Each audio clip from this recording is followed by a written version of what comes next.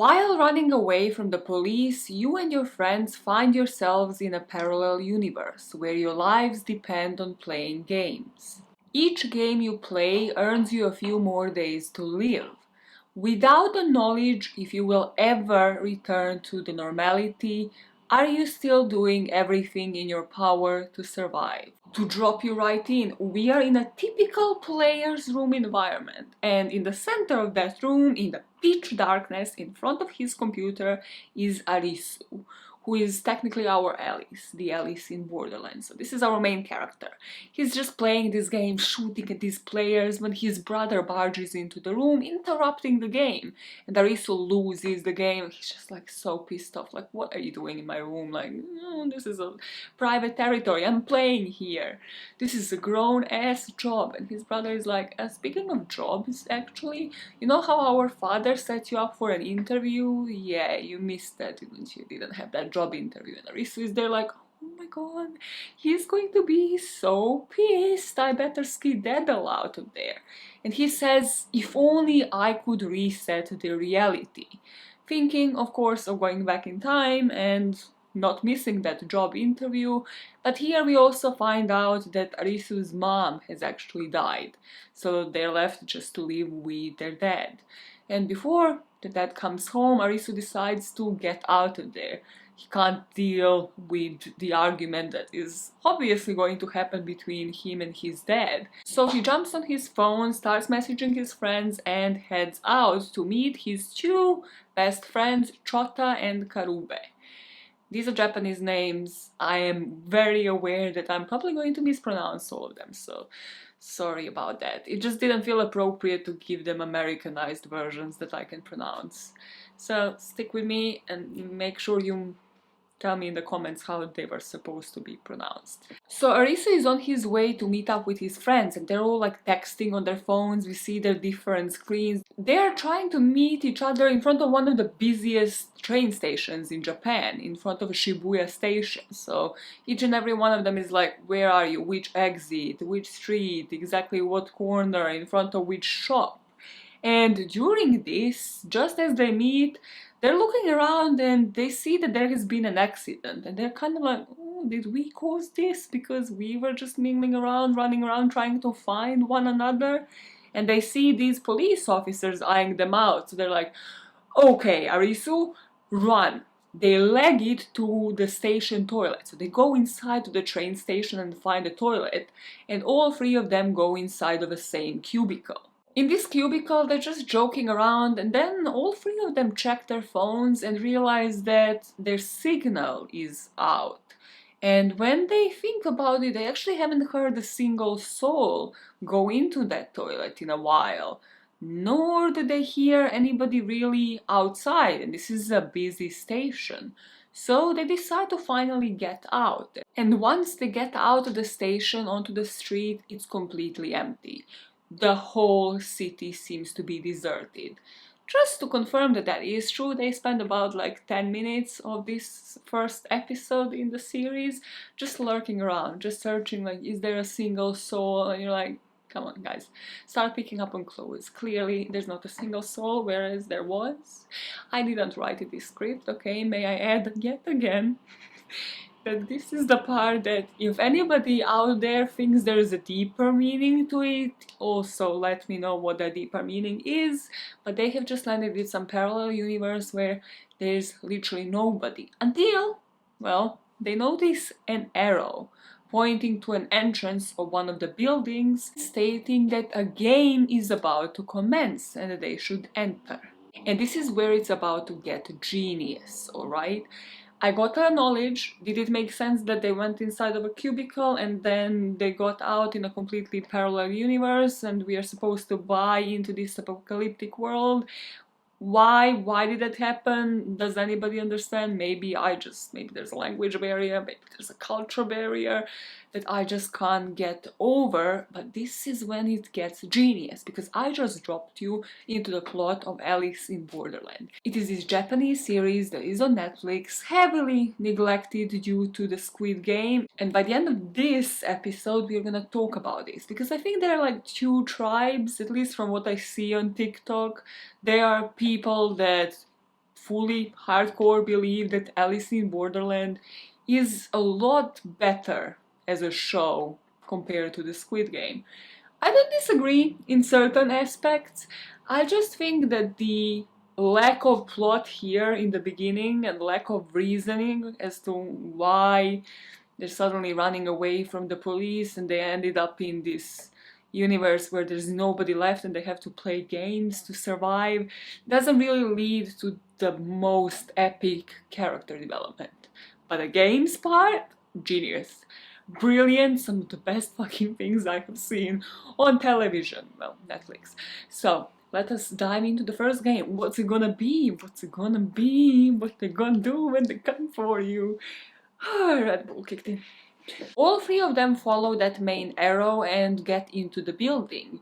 And as they're just following the corridors, we realize that Arisu is actually very smart in terms of just the spatial awareness. He's noticing the emergency exits, he's noticing the plan, he's mapping it all out in his head. But he also sees the floor plan just stuck to one of the walls. We see him picking up on the things that other guys aren't, and that is going to prove him useful in the game to come. Eventually they get to this door and they find some smartphones, the only smartphones where some sort of signal and connection seems to appear, so they use the facial recognition to open these phones, and they just keep waiting when they see this girl called Shibuke joining them. She's smartly dressed as if she just left work, so she's in a white shirt and just like a black skirt with the bag uncomfortably over her shoulder, and you kind of just get the vibe like, huh, where did she come from if the whole city was empty? And as she gets closer to them, closer to that table with the smartphones, we see the laser. And she tells them, yeah, once you cross over this, there is no turning back, because this laser is deadly. You try to cross it if you wish, but you're gonna end up dead. Just before their phones were to light up and reveal what game they're actually to play, there's another girl that joins them. And also she just looks equally lost and she looks younger than all of them. I'm sorry, I forgot her name. She's not really a lasting character in this. Yeah, spoil it all, Malin. Tell them how the last episode went. Why won't you? But just already by how they're dressed, I thought this was genius, having the Squid Game theories running through my head, because one of the Squid Game theories is that there are multiple Squid Games playing all around the country. And this is the vibe that I got from episode 1, from Alice in Borderland. That because all of these people didn't just pass by each other on the street, they're coming from different parts of town. And with the three boys, it's clear that this is their first game just by how lost they are. But with the two girls, you kind of think like, okay, the one with the business attire and the bag over her shoulder, this isn't her first gig. She must know something, or hopefully she knows how to pass this game. Finally, their phones light up and they see a card on their screen. So there's always a card that precedes the game, and in this case they see a three of clubs. The game they're to play is live or die. There are two doors in this room, they need to make a choice within 2 minutes. For the first room, the choice is clear, just live or die. There are no other instructions, it's simply open the door before the time runs out. Now every single one of them is reacting differently under pressure, so Arisu is just freaking out, he's like overthinking everything, like how do we make this choice? Like of course they're gonna want us to choose to live because it just seems logical, but then what if the choice is to die? Like there must be some other clue, there must be something else to it. Chota, meanwhile, his friend is just taking his phone out and he is just recording everything, just in case he needs to commemorate this event. While Shibuke, the business girl, is saying, well, of course, the choice is to live. So the young girl that we just met in front of the door is like, yeah, whatever the fuck it, let me just open the door before the time runs out. And as soon as she opens the live door, she gets lasered down and she drops dead. Now everybody's running towards the die room, and just as they make it over the threshold, the first room goes up in flames. In the next room now, knowing what happens when you open the wrong door, everybody is freaking out. And they also blame the businesswoman over here because she seems to be an expert in this game and seems to be playing it by choosing the route of sacrificing other players. So, the model guy, okay, that is how I named him in my head, what's his name, Karube? I'm gonna call him the model guy from now on because he has potential and he's the only really hot one there, and also because I don't want to mispronounce his name. So he suggests, okay, no, we're not gonna listen to her anymore. Let us be fair and swap, so in each room a different person is going to make a decision. So in this room he finally makes a decision, goes through the right door, and now they are desperate. And Arisu seems to have given up, so the model guy starts actually like throwing some punches at him like, come on, Espaliba, wake the hell up. You are the first person to say that there is a solution to every game. And Arisa is there saying, this isn't a puzzle, this isn't a game, this is just pure luck. But then it seems like he had remembered something. There's 10 seconds of that stopwatch that, by the way, is decreasing in every single room. So in this room they have already like 1 minute 40 seconds compared to 2 minutes. And he says the correct door is die and he is going to open it. So once they get in and it is the correct door, they're all looking at him like, how the hell did you know? And he says it's the BMW in front of the place, in front of the building we entered. He knows the exact dimensions of it. And then he compared those exact dimensions to the plan that he saw when they were passing by. That plan of the building. He seems to be this math genius who is like, okay, the length of this building is 4 of these cars, so that's 20 square meters. So he starts like measuring and walking to see like, does that match up to what he knows of what he has seen as a floor plan. And then he says to one of these people like, does anybody have any notepad like and a pen? And he draws up the plan of the building, including the rooms they have already crossed, sort of crossing those out, seeing how many are left and trying to make a decision on which doors it makes sense to open so that they can end up at a possible exit to the building. Now that Arisu is saving the day, he's leading them through these doors zigzag within like 5-10 seconds. And then they come to what he thought would be the last room.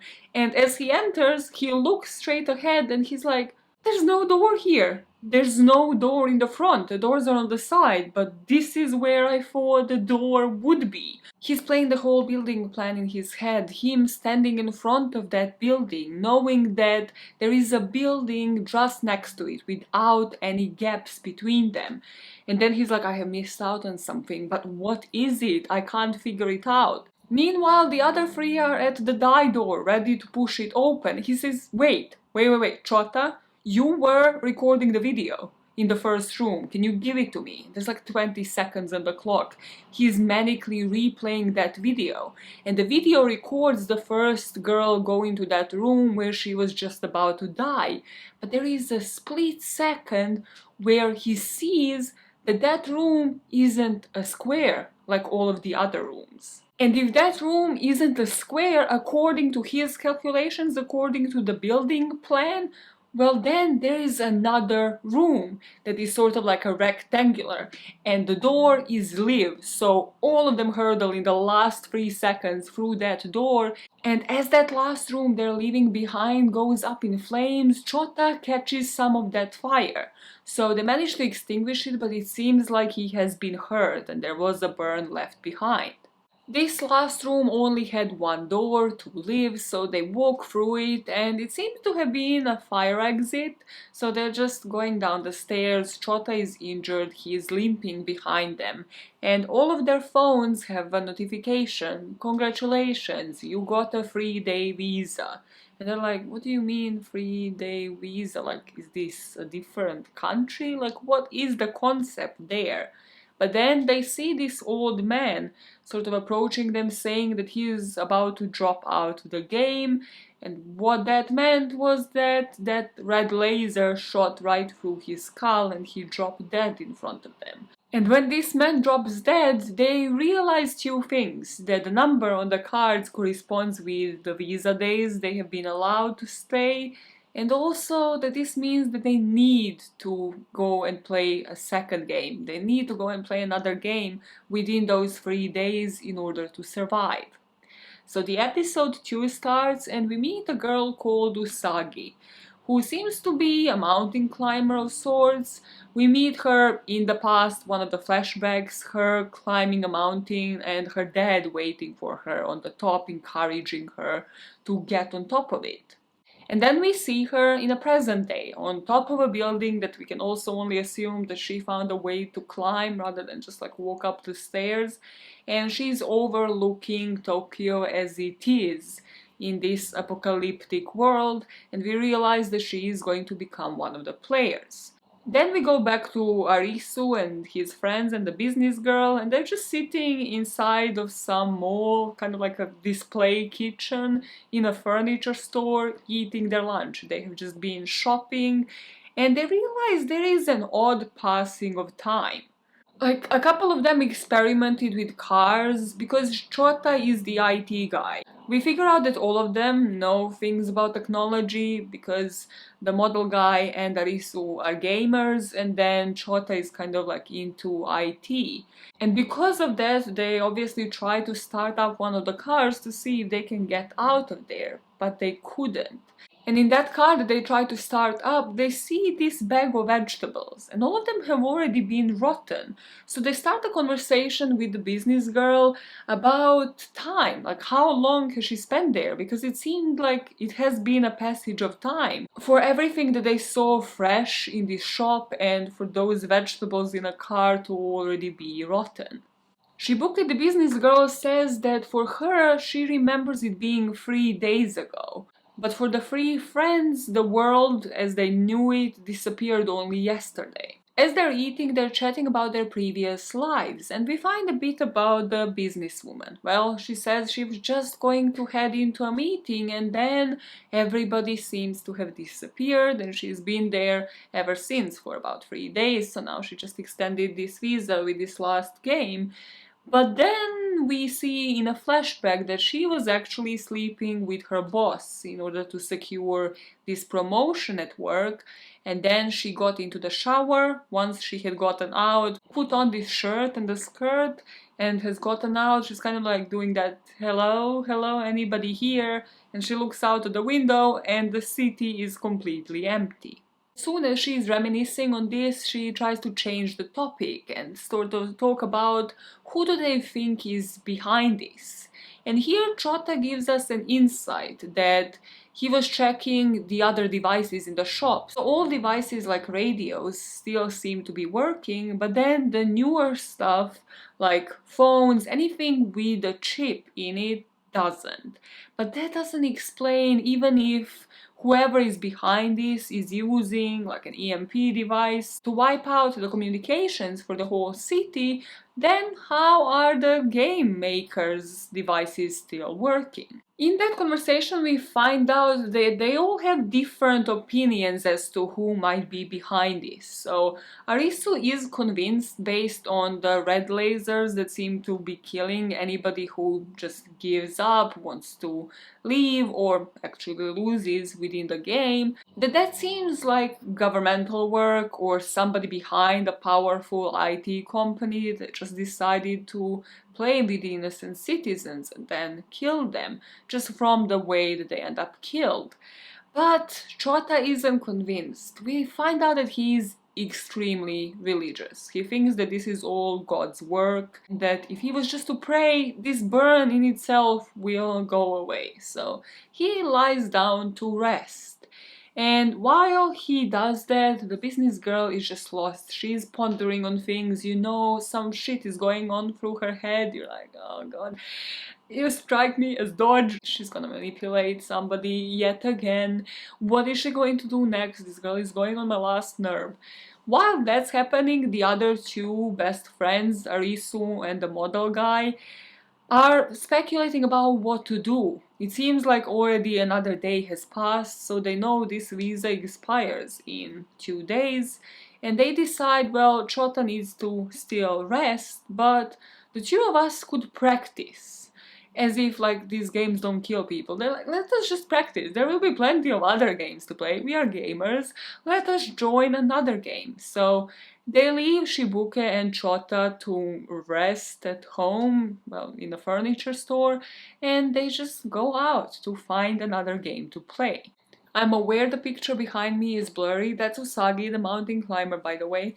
But it is also kind of the best picture out there on the internet to describe the outline of this building. Think like Peckham. Think South London, blocks of flats. So this is a building, there are the rooms there, this is where they're playing the game, and then there are two other buildings on each side of this one. Cool.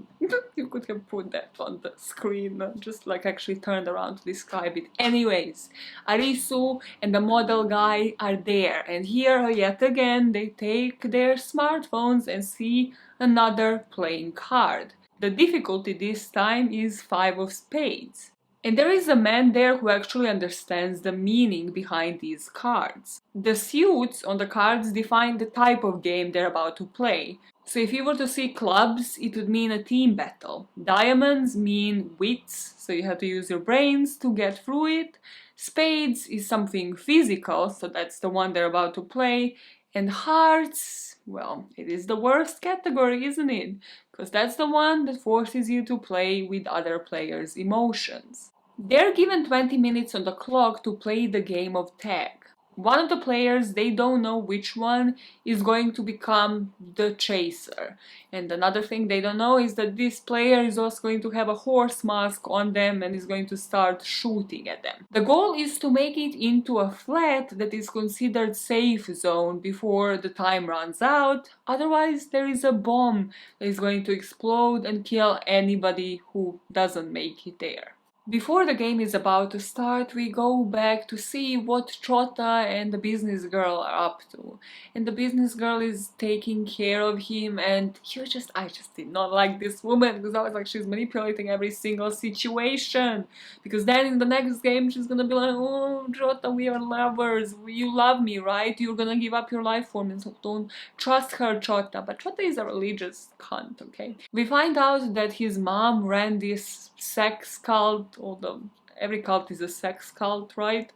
And that he is deeply religious, but also deeply scarred and traumatized because he basically grew up in a cult. And as he's giving it all, telling this sob story to the businesswoman, she's just like, you know what, we are both the same, right? We need to take care of one another. And then she gets him to lie down and puts herself on top of him and starts undressing, and they do it, even though it doesn't really seem consensual whatsoever. He doesn't seem to be into it. He seems to be reminiscing about his days in the cult, and you're wondering, why is she doing it? Like, is it because she just misses sex? Apparently she didn't have it for about 3 days.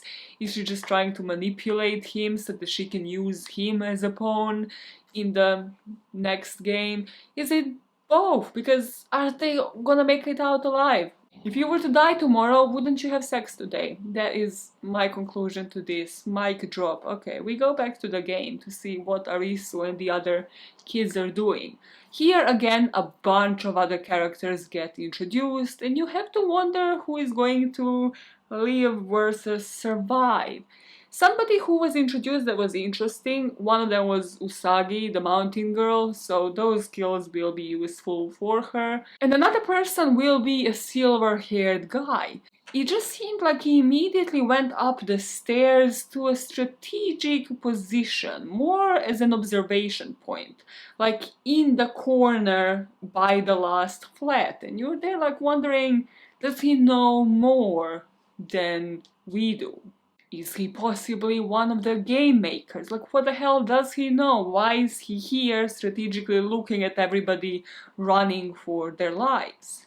As at first they're just pairing up with one another, calmly opening these doors, going up and down this building, they realize by peeking behind one of the stairs that the shooter has a horse mask on, and they start firing shots right at those people. So Arisu and Karube are legging it.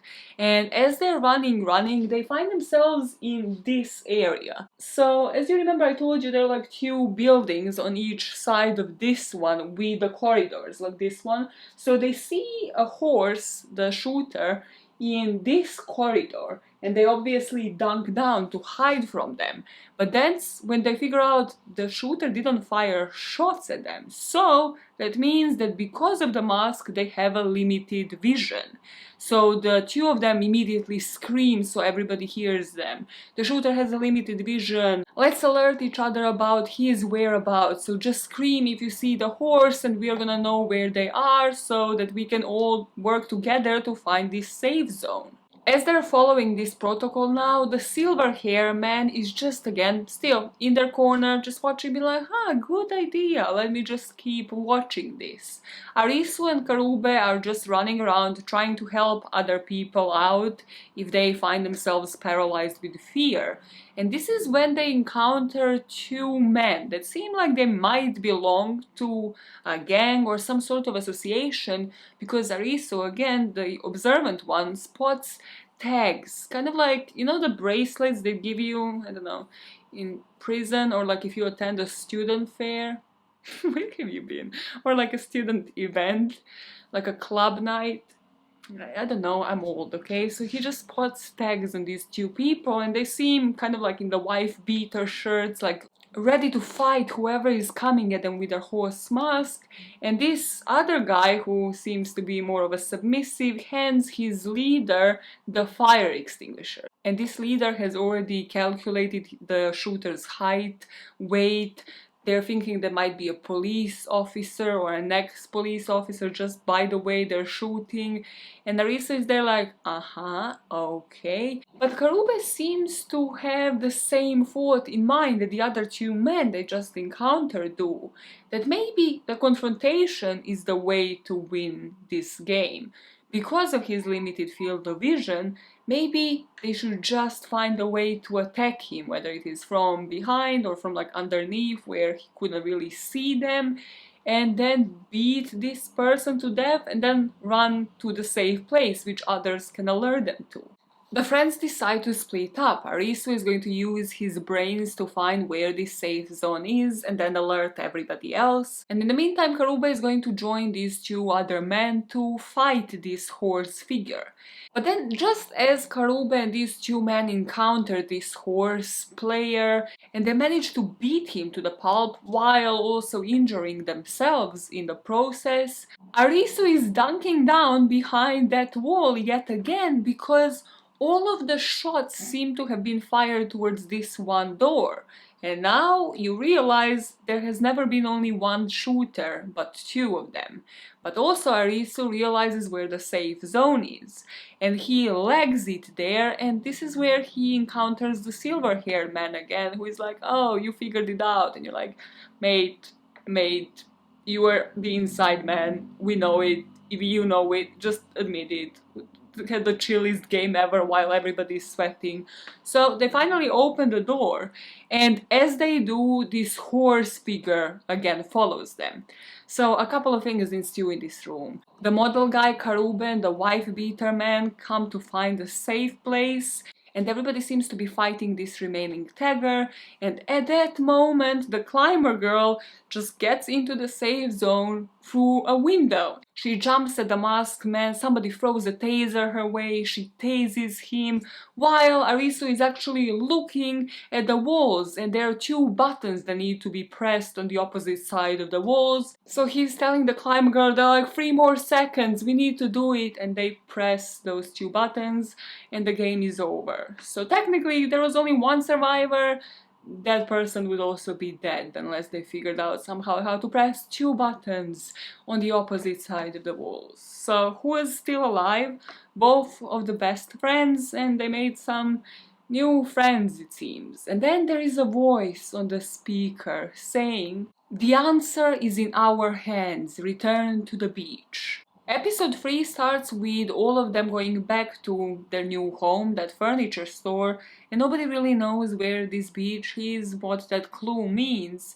And then the next day, well, they're thinking about their friends, Chota and the business girl, because their visa is about to expire. The other two extended theirs for the next couple of days and technically could chill, but of course they don't. They all are searching to find their next game. Before they head into the next game, you can really see there is some friction between all of them now, because the visas are expiring for Chota and the business girl. Arisu is struggling with the death of the second tagger because he blames himself for it and really thinks that didn't need to happen. They could have all just passed the game because the tagger was also one of the players, it wasn't the mastermind, it wasn't a game maker. And also Karube had to make some sort of a detour to go and collect an engagement ring from his place of work. So we figure out that maybe there's a fiance. Did he propose? Probably not, because, well, the engagement ring is inside of a box in his office. Where is she? We still don't know the backstory on that. Because of that, everybody's pissed off at him because the time is running out and they still have no clue where the next game is. So as they're aimlessly roaming the city, they see another arrow, inviting them into a game, into a botanical garden. Do I personally think it is extremely dumb that all of them went in there? Considering that two of them at least know what the cards mean, and they are yet to see the one with the hearts on it, which would mean that they're playing with people's emotions. Yes, like, just let the other two go. I don't care about the businesswoman, and Chota is religious, he believes God will save him anyway, so let him prove that. But no, that's not what happens. And they're inside of this botanical garden, and the next game we are soon to learn is the game of hide and seek. In this game, there are 3 lambs and 1 wolf, so it's only the 4 of them playing. They are told to put these special goggles on, and as they do, a collar gets tightened around their neck. And we learn that as soon as the time runs out, the 3 lambs are going to die and be blown up violently into the air. And we hear the AI voice saying, "Chota, you are the wolf." And he's just there confused, everybody's shocked as to what is happening. But Arisu has figured it out. It isn't about the wolf chasing the lambs, it is about the lambs chasing the wolf. Why? Because as soon as they make the eye contact with those special goggles that they have on, they pass on the role of the wolf to that person. So as Chota looks up directly into the businesswoman, she is now the wolf and she of course legs it. She's the only one who really wants to stay alive. The other 3 are hit with the realization that either all 3 of them are going to die or one of them will die and lose 2 of their best friends. And Chota is injured. He just figures, I might as well just sit here and wait for my death. But the model dude and Arisu decide to chase after the business girl. Karube runs after her, he eventually finds her and starts fighting with her, but this woman found a machete somewhere, so she further just injures him and is really desperate to survive. You see some next level fight or flight mode. Meanwhile, Arisu also found some tools and he is trying to remove that collar and the goggles off of him. So he's screaming at all of them, if we just work together and stop freaking out, this is still a game. We are going to find out how to get out of it. So again, I think if they all work together, they would probably be able to use those tools to like remove the collar off each other, but instead they don't.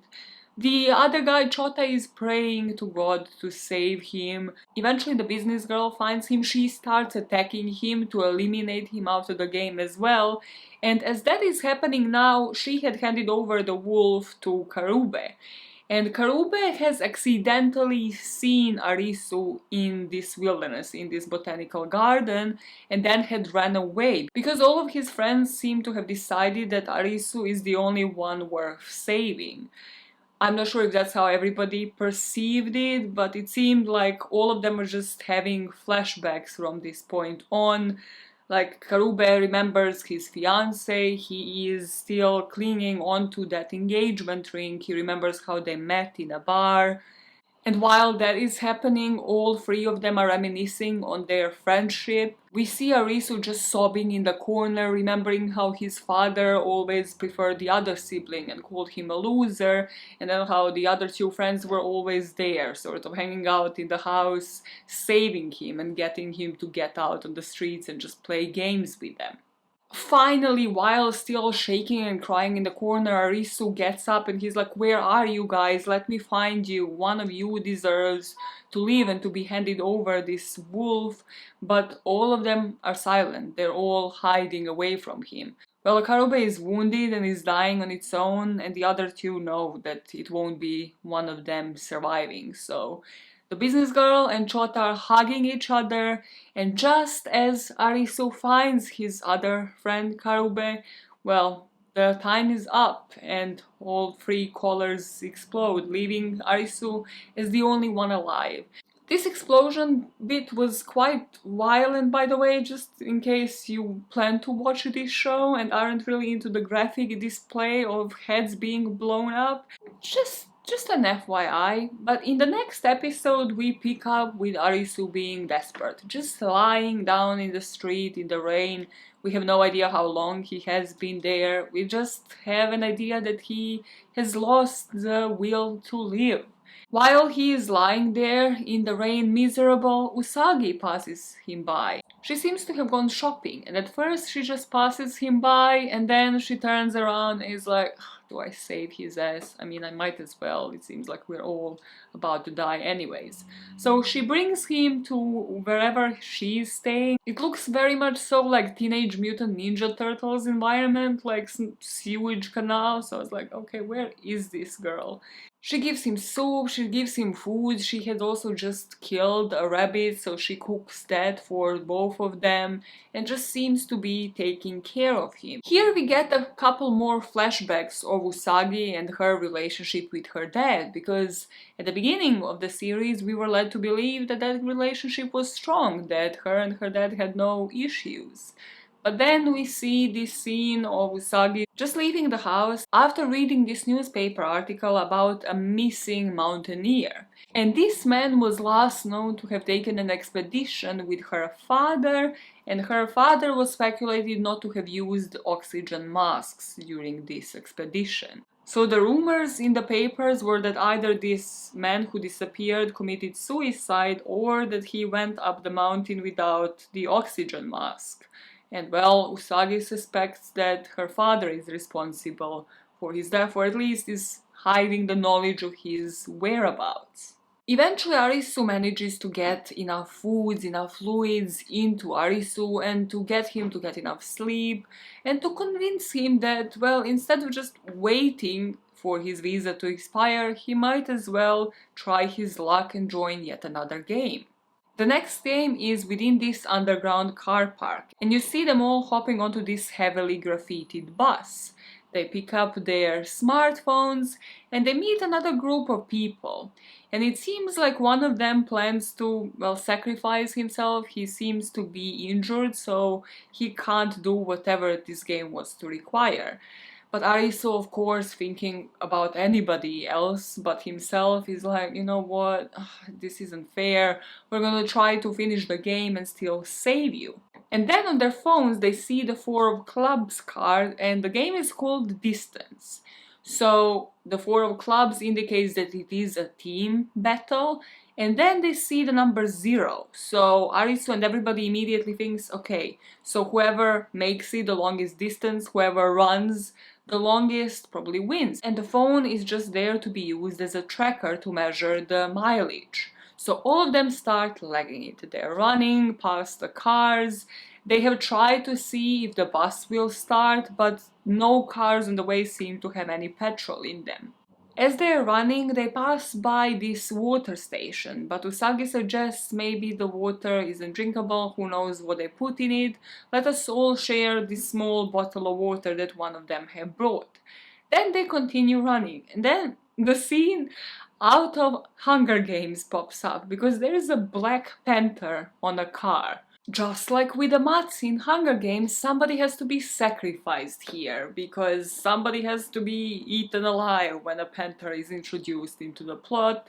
So a character that was introduced on the bus gets dragged by a panther, and we assume eaten alive, but this allows the rest of them to continue. Now, on the back of one of the trucks, Arisu sees this motorcycle and he gets an idea. He doesn't want anybody left behind. So he also doesn't really think this through, because as far as I remember, they don't have petrol anywhere. And this motorcycle also needs petrol, unless he actually planned to get to the bus, put that guy onto the motorcycle, and then drag him along towards the end again, because it wouldn't surprise me. It's a suicide mission, but he does it. So he separates himself from the fit girl and the other guy who keep running towards the goal, and he is running and pushing this motorcycle in the opposite direction towards the bus. Both of them make it to their locations, and as Ugasu is at the goal, well, water starts bursting through the wall, and they start running back towards the bus at a full speed. And at the last moment, you're not really sure how they're running faster than the water is trickling at them, but she manages to jump onto the bus, and Arisu seems to be able to save her. Once they wake up from this shock on this bus that has now flipped over, they get out of it and they realize that that graffiti on the bus on the opposite side of it actually said goal, and that was the goal all along. The goal was just to stay at 0. You're telling me Arisu, the guy who literally measured the building by the measurements of a car that he spotted in front of a building, didn't think to go around the bus to see that this is the goal? Like, how can you have great observation skills in one game that you don't even know it's a game, but when you know it's a game, you don't have the observation skills? Rant over. I just found it extremely dumb. I still love it. Found it extremely dumb. That and the fact that, according to their phones, I think they ran 12 kilometers in, again, ridiculous amount of time. So they ran 12 kilometers, and then this girl managed to leg it back all 12 kilometers while the water was literally right behind her. This episode made 0 sense, so we move on. After they make it out of this bus in the underground car park, they know they have a couple of days left on their visas, so Sagi teaches him how to hunt. And meanwhile, as they're moving through the city, Arisu is spying on others. And he notices that a lot of people seem to have those locker tags that when he was still observant in the tag game, he spotted on those 2 men that were in the game, and he thinks, okay, so there must be some sort of affiliation there. Maybe they will be able to lead us to the beach. And by following some of those people, they realize that they have the access to cars with actual petrol in them. So as those people with tags start driving, well, the 2 of them start running after them, of course, logically. Why did you expect anything else? So they follow them all the way to the beach. But here, just as they're taking their surroundings in, those men have of course noticed that there are 2 people running after them at the speed of their own cars, so they overpower them, chloroform them, we don't know how, they made them unconscious, but the 2 of them wake up tied up to this chair in front of the most Charles Manson looking person in this freaking show. Like, that's what he's gonna be called from now on, okay? The Manson dude. I think in the show they call him the Hatter. As in the Mad Hatter, the Alice in Wonderland reference. As in the Mad Hatter, the Alice in Wonderland reference. Let me change the background, because this is when it gets messed up. While they're sitting tied to their chairs, the Manson dude reveals this wall of cards. And we see most of them have been crossed out, so it leads you to believe that those were all of the games that everybody has played over time. He tells them that on the beach they're also going to be playing the games, and that the playing cards belong to the beach, so they will be taken away once the player returns. Now there is a ranking system, of course, and there is a point to the wall. Once all of the cards are won, then only one person will be allowed to return to the previous world. And then all of the cards must be won again for another person to be allowed to return. The rules of the beach are that everybody needs to be wearing swimsuits in order for them to prevent somebody hiding weapons, that all of the cards belong to the beach and will be returned to the madman here so that they can be crossed off the wall, and also death to all traitors because this is Japanese Charles Manson after all. Apart from those rules, they're allowed to mingle in that mansion, they're allowed to go by the pool, which is where the party seems to be going on the whole day, and of course they stand out. They don't feel comfortable just going next to the pool, partying up the whole day, while knowing that the games are to be played at nightfall and that most of these people will die by the end of the day. As they are by the pool taking in the surroundings, we of course figure out that the silver-haired dude is there, indeed, and he always seems to be having a shadow, this woman named Kuina, who always has a cigarette in her mouth, but we know that she has this cigarette in her mouth because she is attempting to quit smoking. As soon as the night falls, they are split up. They go into different sections of this mansion and they participate in whatever game they're invited to. Here we see Arisu is split up from Usagi, she's in a different game, and we see that the card is 4 of diamonds. It is a light bulb game and they need to use their wits, they need to use their brains. So they know it's going to be some sort of puzzle. The game goes like this. There are 3 switches, A, B and C. Only one of them will switch on the light bulb. They only have one chance to pull that lever down with the door open.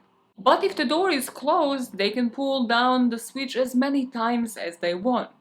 Now you're thinking, well, just place the person in the room so they can scream to the people outside if the light bulb is on. But of course, no. If anybody was to be stuck inside of the room, the door wouldn't shut, meaning the light bulb wouldn't switch on. And the catch is that they are, yet again, playing against time. And there is water gushing into this room and electric currents at a certain level. So if the water was to reach the electric currents, all of them are going to be electrocuted. They shoot their shot, they pull one of the levers down with the door open, and it wasn't it. The light bulb didn't switch on. Now also somebody was a dumbass who was like, what does this button do? Touching the electric current, of course, getting electrocuted on the spot. So now the panic sets in yet again. And Arisu is thinking like, what is it? What could it be? What is the solution? And as the water is rising, the door won't close automatically. So Arisu is thinking, the rule of the game is I can play with these switches as much as I want, only when the door is shut. So he gets them to close the door. He's like, close it, hurry up, close the door before the water rises into the level. He pulls down the lever A, makes them open the door and touch the light bulb. And the light bulb was warm, so the answer was A. The water stops gushing out, the game is over, and they go back to the beach, and Arisu finds out that Usagi also survived. But we don't have the time to find out much about her game, because soon the militants, the people in the wife-beater tank tops, approach them. And they seem to have taken an interest in Usagi. They seem to want her to follow them into the room, but luckily the hatter is also out there and he prevents that from happening. And then this episode ends with the hatter, with Charles Manson dude, surrounding himself with the 2 girls who are both like caressing his stomach. Why is that such a stereotype? Even in the East. Anyways, he's drinking whiskey and whatever, and he's just sitting with these 2 women in front of Arisu, who is awkwardly sitting there by himself with a glass of whiskey, like, why am I here? Why was I summoned here? And the hatter responds, every tragedy has a hero, every tragedy needs a hero. You might be the hero of this story. And you wonder where this is going, but then you find out that there was a board meeting before that. And during this board meeting, they discuss how most of the games have now been played, but there is really that 10 of hearts that is left. Where could it be? So the hatter offers to join a game, and while he's gone from the mansion, the militants are to impose their control.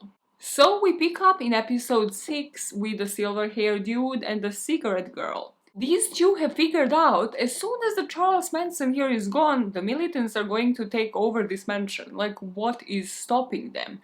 So they approach Arisu and ask him, does he want to change the status quo? Because if they do, if he helps them overthrow the Mad Hatter over here, then the silver hair person is going to run for the cards.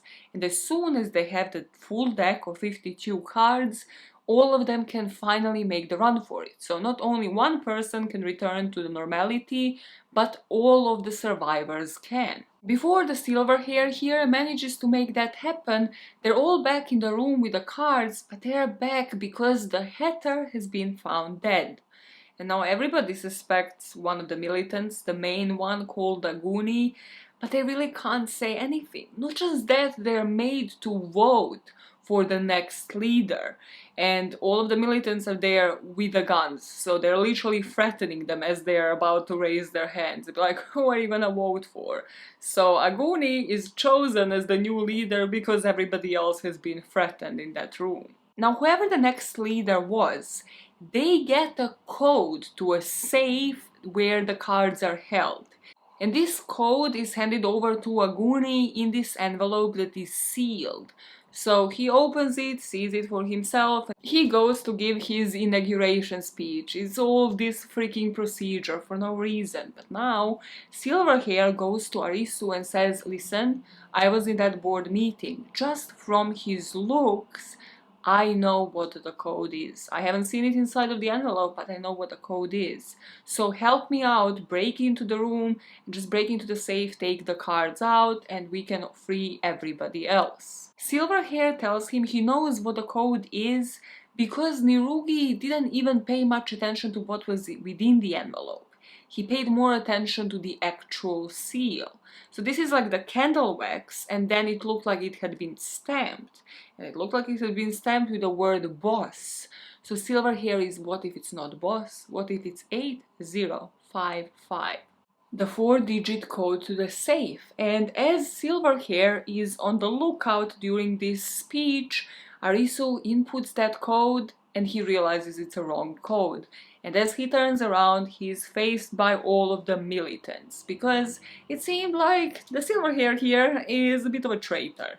And he gets into this room where they tie him up to the chair again, beat the shit out of him, while Silverhair seems to actually know what the code is, because he used his deduction skills, but it wasn't the seal.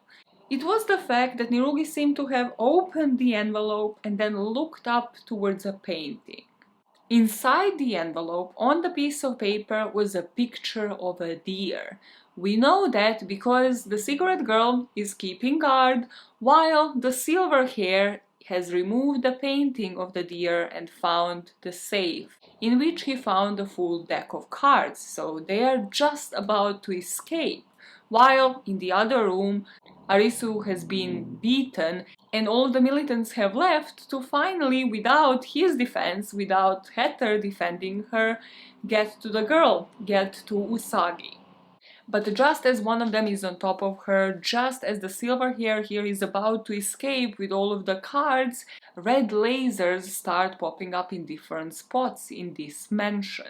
A new game seems to be about to begin, and you guessed it, it is the 10 of Hearts. All of the players join in the lobby and they find a girl called Momoka that is lying on her back, and it seems like there is a knife going right through her heart.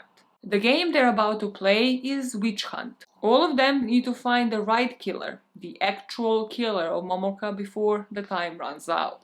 They have only 2 hours to find the witch, and there's already a fire set up outside where Niragi is burning everybody that he deems useless, that doesn't want to participate, that isn't really following the rules, or just that has been shot by one of his militants. So as that is happening, people inside are asking each other, where were you? I haven't seen you, you have actually disappeared for a couple of hours.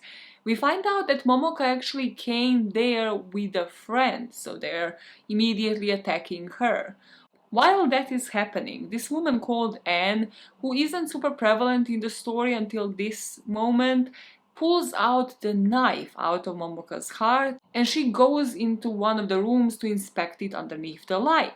In the basement, somebody seems to have started a fire in order to filter out anybody hiding, to get into the lobby, to get outside, to be eventually burned. Now, with the prospect of fire and finally with the militants leaving her behind, Usagi is looking desperately for Arisu. And she manages to find him inside of this room, get the tapes off of him and tell him about the game, about what is happening inside. So again, he is really hard at using his brains, using his wits to solve yet another game, because it's not like he has solved all of them, and without him, this whole show wouldn't have existed. Silverhair, meanwhile, is like, okay, I'm not running, I really want to survive, like that was my whole thing behind that betrayal anyways. So yet again, he is like in a corner observing from like a good viewpoint. He chooses that bird's eye carefully. But his friend, the cigarette girl, is with Anne, who is trying to go into the room to examine that piece of evidence. But somebody caught up with them. One of the guys that they call the last boss, one of the militants. So Kuina, the cigarette girl, hushes Anne forward and she says she's going to distract them. And then she leads this last boss onto a fight that seems to be happening inside one of the indoor bars. Inside of a dance floor, to be exact. So the two of them are fighting and we see the flashbacks of both of their lives. And we realize that cigarette girl, Kuina, is actually trans.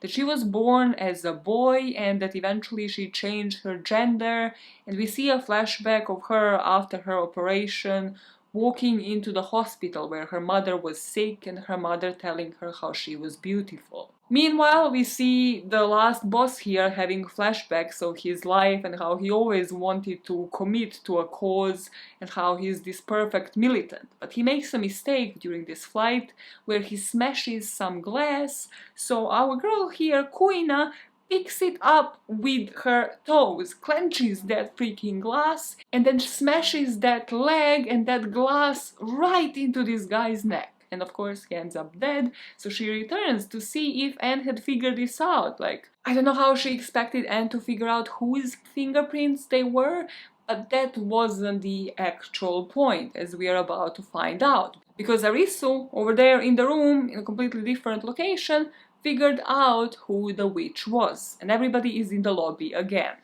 How, do you wonder, has he figured it out? Well, it is the 10 of Hearts, meaning that everything about this game is playing with people's emotions. All of the games seem to be the opposite. If you think about the game of hide and seek, they were actually to find a wolf. If you think about the game where they were running the gauntlet, they needed to just stay in the same place because that was the goal. And if you think about this game, what if it's not about who the witch is, rather focusing on who the game master is? The last episode of the season starts with the footage of Momoka, the girl that was killed, and her friend, the one that entered Borderland with her. And we see them recording it on their phone.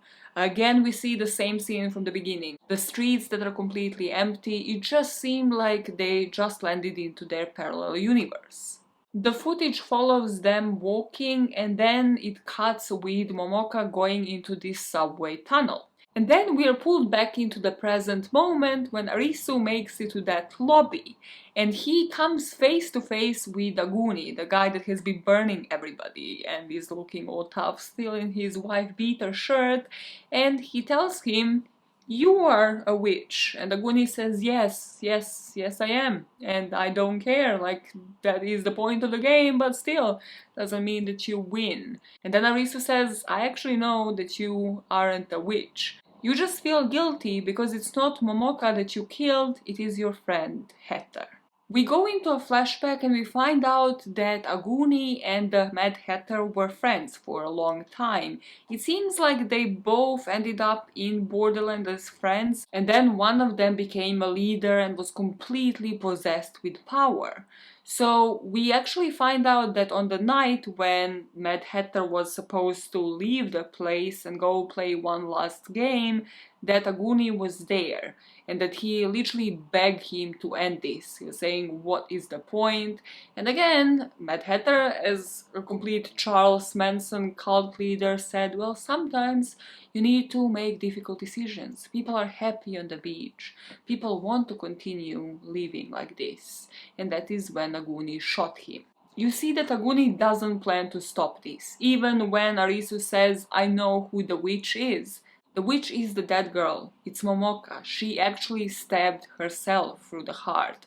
And at that moment Anne appears and she says she has examined the fingerprints on the knife and they did look like they were in a reverse, as if somebody's stabbing themselves. But Aguni is incensed and you think that he runs the shots, until Momoka's friend, the girl that came into the place with her, says that she can make him stop because she is the dealer of the game.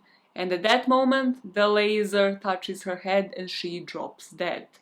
Arisu is now even more desperately trying to convince Aguni to stop this whole game, and just as you think that he might cave in, even though you kind of believe that he isn't the one running the shots here, well, Niragi, he pops back in, engulfed in fire. And Iragi over here still has the gun on him, and as he is about to try to shoot Arisu, Aguni throws his body in between the two of them and throws himself onto the guy that is engulfed in fire, and that leads to both of them falling into their death. While everybody is engaged, observing the chaos that ensued, Silverhair is smart enough to go and pick up the last card, the 10 of hearts, off the table. And he just disappears. And we pick up with Arisu and Usagi the next morning, looking into the footage that was found on Momoka's phone.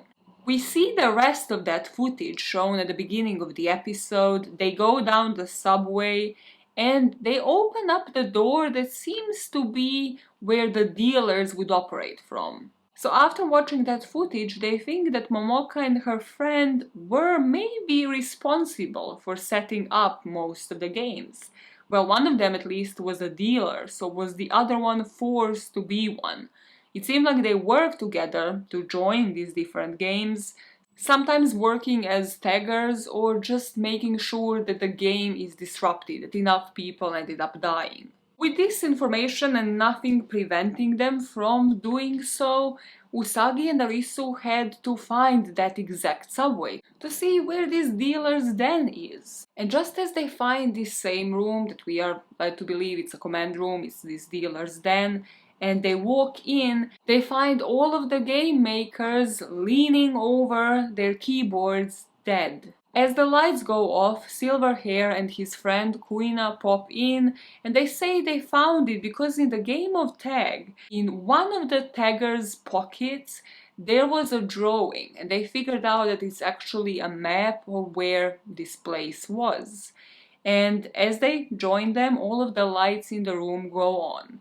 And the girl pops up on the screen. Her name is Mira, and she is talking in the squeakiest voice ever, replaying the scenes of everybody that has died during the game, as if they needed a freaking reminder. She says she has a present for them, because there's still so many games to be played, and tomorrow at noon they need to gather yet again to play another game. And at noon the very next day, just as fireworks are playing all around Tokyo, these giant cards are showing up across the sky, the stage is set, and the future of the new games is very much uncertain. The end, or at least the season 1, because here I believe there will be a season 2. Final thoughts. Personally, I thought this was both the most genius and also the dumbest show out there, okay? Hear me out, hear me out. So, I think it's very obvious within the description of the show when I start losing myself a bit. When the plot becomes like, okay, but really? Like, this is it? This is the plot? Like, you lost me in certain parts. I love how niche these shows are getting. I love the shows about people playing games, these dystopian shows. But the main flaw that I see in Alice in Borderland is that the lack of the point of why they're all there. that we don't have in Squid Game, because it's all about capitalism and them wanting to actually earn the money in order to be able to live better lives.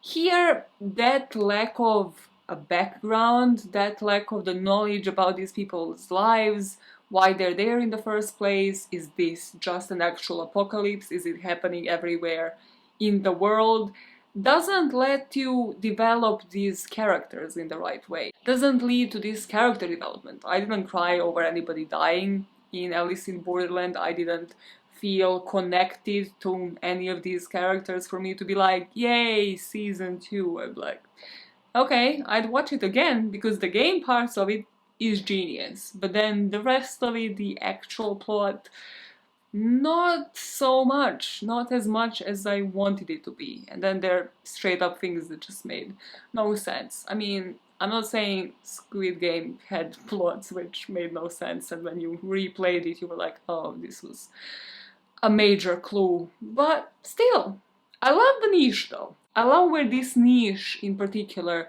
because the closest Americans ever got to it is the Escape Room movie one, and then the Tournament of Champions. That's literally the closest they have gotten to anything like this. So still, whatever countries in Asia are doing is going to be like 100 times better. Also, I mean, the cinematography, the actual direction, everything about it is just epic. But I have to ask you, if you are a fan of shows like this, do you also get the gist after watching Squid Game and then Alice in Borderland in the same week that we are the VIPs, that we are the dealers, the game makers, because we technically consume that content, and that all of those people on screens are just the puppets that are there for us to consume and to play with and to get invested in, for us just to get hooked and then watch the show again and again as it comes for season 2, season 3. Are the producers trying to tell us something more than that this is just a show? Is it ever just a show? Okay, I'm gonna leave now. And yeah, you go ahead and watch Alice in Borderland. If for nothing else, purely for the games. Genius. Mastery. I can only bow to you. Alright. Bye, Becca. Bye. See you next week. Bye.